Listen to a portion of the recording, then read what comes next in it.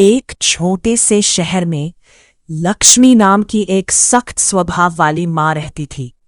उसका बेटा राज अपनी माँ से बहुत प्यार करता था। कुछ समय बाद राज की शादी एक समझदार और खुशमिजाज लड़की मीरा से हुई।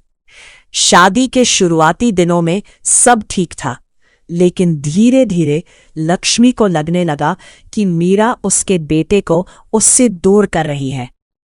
एक दिन लक्ष्मी ने गुस्से में कहा, पहले मेरा बेटा हर बात मुझसे पूछता था, अब बस तुम्हारी सुनता है। मीरा चुप रही। वो घर में शांति चाहती थी, लेकिन असली कहानी तब शुरू हुई जब एक रात घर में अजीब घटनाएं होने लगी। रात के 2 बजे अचानक रसोई से बर्तनों के गिरने की आवाज आई। धड़ाम! लक्ष्मी डर कर उठी। राज और मीरा भी भागकर रसोई में पहुंचे, लेकिन वहां कोई नहीं था। अगली रात फिर वही हुआ। इस बार मीरा ने देखा कि स्टोर रूम का दरवाजा अपने आप खुल रहा है। धीरे धीरे पूरे घर में डर का माहौल बन गया। लक्ष्मी को यकीन हो गया कि घर में कोई बुरी आत्मा है। एक दिन पड़ोस की बूढ़ी औरत ने कहा, इस घर में सालों पहले एक औरत की मौत हुई थी। उसकी आत्मा आज भी भटकती है। उस रात बिजली चली गई। पूरा घर अंधेरे में डूब गया।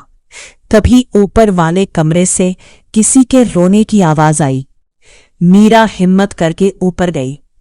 कमरे में एक पुराना संदूक रखा था। उसने जैसे ही उसे खोला, अंदर पुरानी तस्वीरें और एक चिट्ठी मिली। चिट्ठी में लिखा था, इस घर की असली बुरी आत्मा डर नहीं, नफरत है। मीरा सब समझ गई। अगली सुबह उसने लक्ष्मी का हाथ पकड़कर कहा, मां जी, मैं आपका बेटा आपसे कभी दूर नहीं करना चाहती। मैं तो बस इस घर का हिस्सा बनना चाहती हूं। लक्ष्मी की आंखों में आंसू आ गए। उसे एहसास हुआ कि शक और गुस्से ने घर की खुशी छीन ली थी। उसी रात के बाद घर में सारी अजीब घटनाएं बंद हो गई। कुछ महीनों बाद वही घर हंसी, प्यार और खुशियों से भर गया।